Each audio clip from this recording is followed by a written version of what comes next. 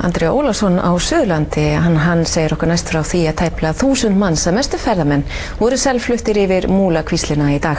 Skipulag flutningana hefur gengið vel og ferðamenn sem fréttastofan hitti segja þetta skemmtilega upplifun. Selflutningar hófust klukkan 7 nú í morgun og standa yfir til klukkan 11 í kvöld. 4 trukkar ferja bíla yfir og þessi risatrukkur frá Landsbjörg flytur svo fólkið.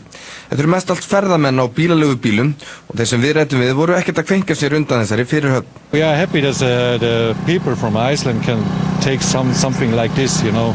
We talk about this in Germany, it's impossible to make it. Yeah. It's a huge truck. How was the ride over? No problems. It's very easy, very smoothly. No problem. It was amazing, an amazing experience.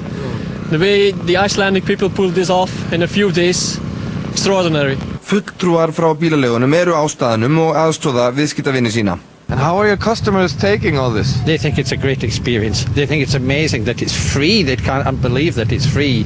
And the comments they're having is how slick Iceland is. The replacement bridge is not finished, but very, huge way on.